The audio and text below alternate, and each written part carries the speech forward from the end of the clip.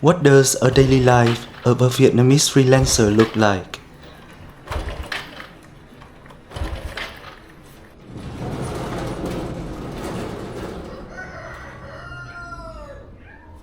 Hello, I'm Nam. I'm a 32-year-old man with a low income living alone in Vietnam and standing on the edge of unemployment. Because of that, I've had to be more careful with my finances. The house I rent is far from the city center. It was originally a temporary corrugated metal shed used for storage, but my landlord had renovated so that I could live here. I live with two cats, Sun and Moon. Sun wandered in my house one day. He had a serious case of pneumonia, which is probably why his previous owner abandoned him. I spent a long time deciding whether I should use my savings to pay for his treatment, because for me, it was a significant amount of money. He's doing better now, although his symptoms sometimes come back when the weather changes. As for Moon, she was given to me by a friend.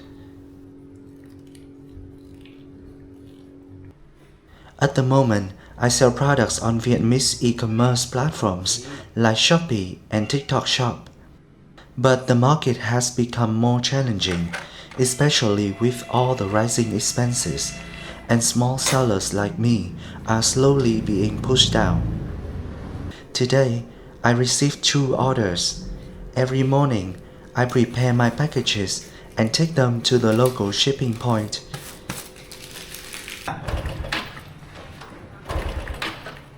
This old motorbike has been with me since my first year of university.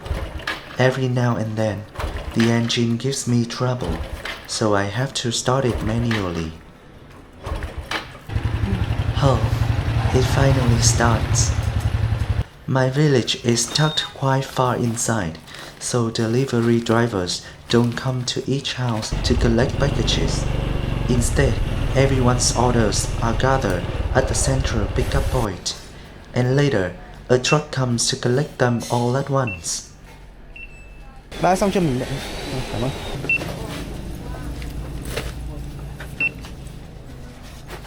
I stopped by here to put some air in my tires.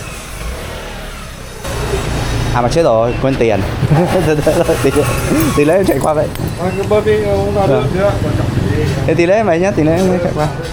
I forget my cash and phone, but the owner still lets me pay later.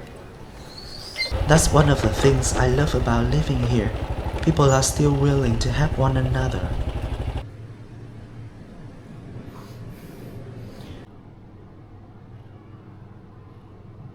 Today is the first day of the lunar month, so I'm heading to the local market to buy a few things for the altar. In Vietnam, many people burn incense on the 1st and the 15th day of each lunar month. These mums cost almost $1, while 3 roses cost 55 cents. The market is divided into different sections, one for clothes, another for food, and so on. It's a small village market, so it's quieter, but everything is affordable.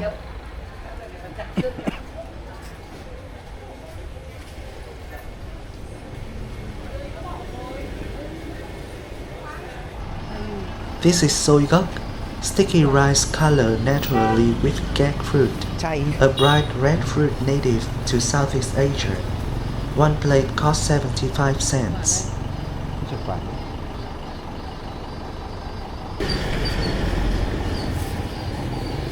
Three mangoes cost $2.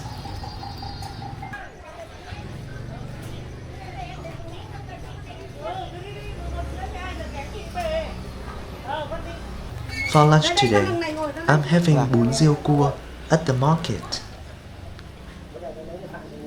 It has a light and slightly tangy broth, served with rice noodles and crab. quay cả bát bún ở đây, để quay bát bún để cho đĩa rau cho nó hấp dẫn. Hấp dẫn đĩa rau cao cho hấp dẫn. Đúng báo đi không, có rau lại lùn quá. Không ăn đâu chứ phải làm màu tí. Làm màu tí đúng rồi. Nó đẹp. Đây chai rượu nhá. Rồi. Thế không có đũa ở đấy thì ăn bốc à? Đây, có đây. The vendor notices that I'm filming, so she carefully arranges everything in the frame to make the shot look nicer. That's really sweet of her.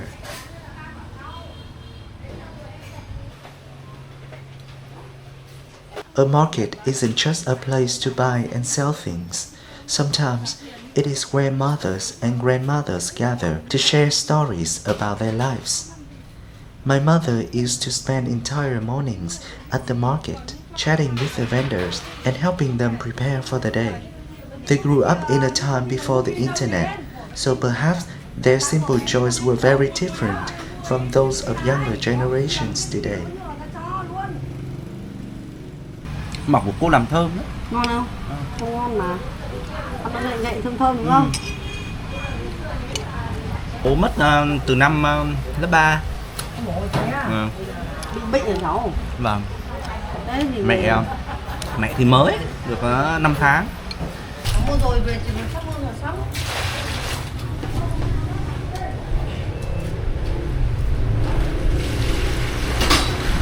For just a little over $1, I finished my lunch. It's incredibly hot today. I heard another storm may be heading soon. I hope everyone stays safe.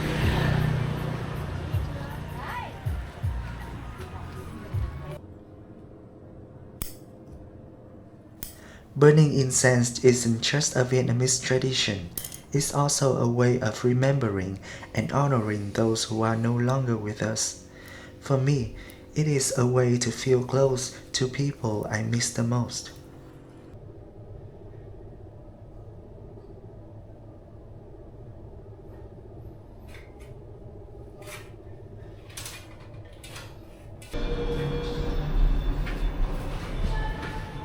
I usually go to the gym at noon because there's almost no one.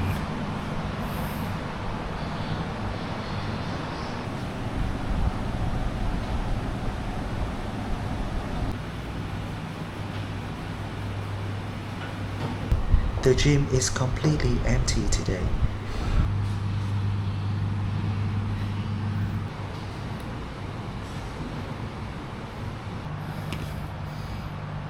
With the AC on, I don't feel like leaving.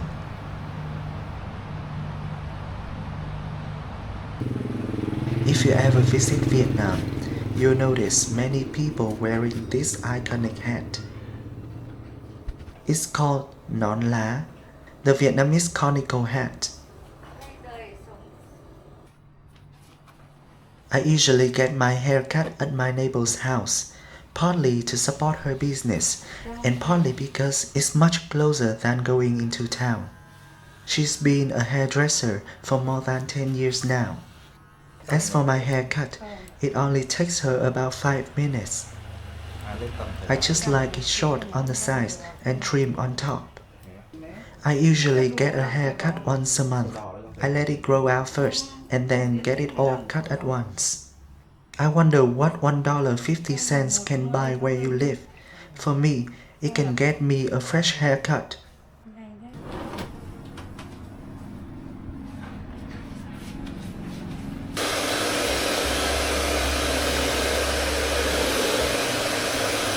So, what do you think? Does the new haircut suit me?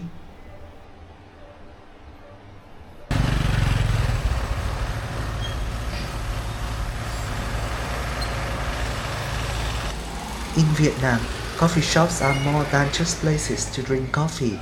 Many people come here to study, work, or catch up with friends.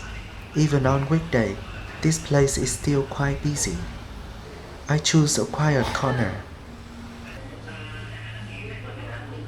I'm uploading a new video today, so I need a strong Wi-Fi connection. Using my home 5G would take me forever. Since I just started my YouTube, there are still so many things I need to learn. writing scripts, filming, editing, and making thumbnails. But I'm quite confident in my ability to teach myself. After all, I could even teach myself English, and that was not exactly easy.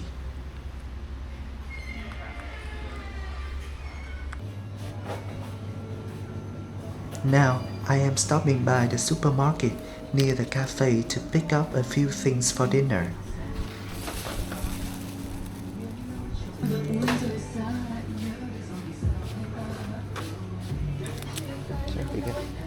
This is for the dinner. It costs $2.60. I'm making fried noodles. It's a simple dish, but I haven't had it in a very long time. I'll season the minced pork with some minced garlic, MSG, black pepper, and oyster sauce. Meanwhile, I'll soak the noodles in hot water.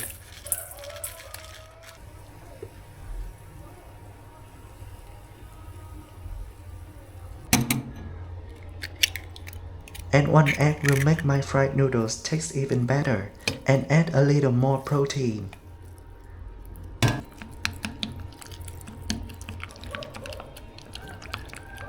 I'll save the remaining meat in the fridge for another meal. I usually wrap it in plastic bags instead of plastic wrap to save money. I first had this dish when I was in elementary school. Back then, my mother worked long hours helping at a small restaurant, and my father was the one who cooked for me every day. I still remember that day. I fell down the stairs and cried my eyes out. My father comforted me and told me he was going to make me something delicious. That was the first time I ever had fried noodles. Back then, there was no meat, just noodles and vegetables. But it was out of this world, and somehow I forgot all about the pain. I've never forgotten that memory. To make this dish, I keep the heat high and stir constantly, otherwise the noodles will stick together. I also like to cook them in a little longer until they become slightly drier and firmer. I think they taste better that way.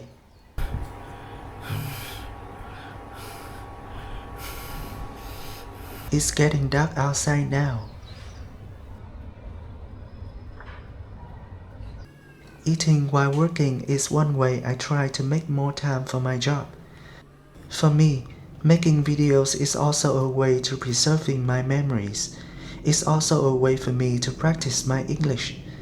That's why I try to do almost everything myself, from writing the script to filming and recording the voiceover. I do use AI to help translate my script and create images for my thumbnails, although I usually edit them afterward to make the final version. I hope you don't mind it. Seeing people watch my videos and support my channel truly makes me happy.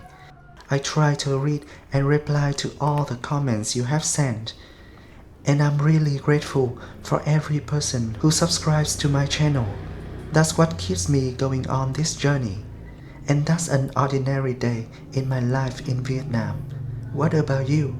What does a typical day look like where you live? I'd love to hear your story in the comments. And I'll see you in the next video.